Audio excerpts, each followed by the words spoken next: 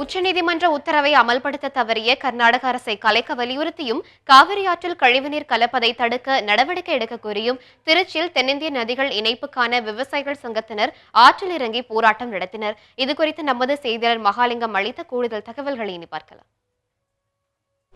Delta மாவட்டங்களில் குறுவை சாகுபடி பெருமளவு பாதிக்கப்பட்டுள்ள நிலையில் சம்பா சாகுபடிக்கு கர்நாடகத்திலிருந்து தண்ணீர் திறந்துவிட வேண்டும் என விவசாயிகள் பல்வேறு கட்டங்களை போராடி வந்திருந்தனர். இந்த நிலையில் உச்சநீதிமன்றம் கர்நாடகத்திலிருந்து தமிழகத்திற்கு தண்ணீர் திறந்துவிடும் என ஒரு அதிரடி தீர்ப்பு வழங்கியிருந்தது.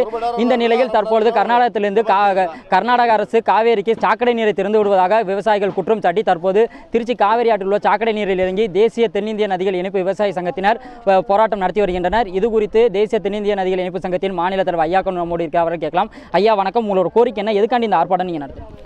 சார், காவிரி தோன்றியிலிருந்து தமிழ்நாட்டில் காவிரி சாவடி பண்ணிட்டு வந்தோம்.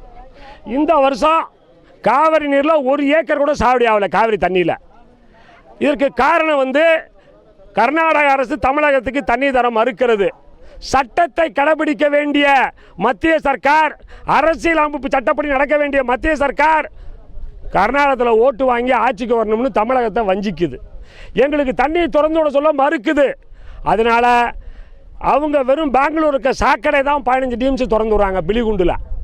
அதனால் நீங்கள் சாக்கடை, இந்த கிளீன் இந்தியா என்று சொல்கிற பிரதம மந்திரியே தமிழக விவசாயிகளை மட்டும் ஏன் சாக்கடை இந்தியான்னு வைக்கிற? எங்களை காப்பாற்ற வேண்டிய பிரதம மந்திரி எங்களை சாக்கடையில் போடுவது நியாயமா? தண்ணீர் திறந்து விட மறுக்கின்ற கர்நாடக அரசை 356 அரசியலமைப்பு சட்டத்தை பயன்படுத்தி டிஸ்மிஸ் செய்யணும்னு சொல்லி தான். இந்த சாக்கடை தண்ணினால விவசாய நிலங்கள் எந்த மாதிரியான பாதிப்புகள் ஏற்படும்? சார், விவசாயமே கருதே வாங்க மாட்டேங்குது சார். வெங்கரு தான் வாங்குது வயலில், கருதே வாங்கல. சாக்கடையை தான் கொடுறாங்க. 15 டிஎம்சி திறந்து விட்டுருக்காங்க.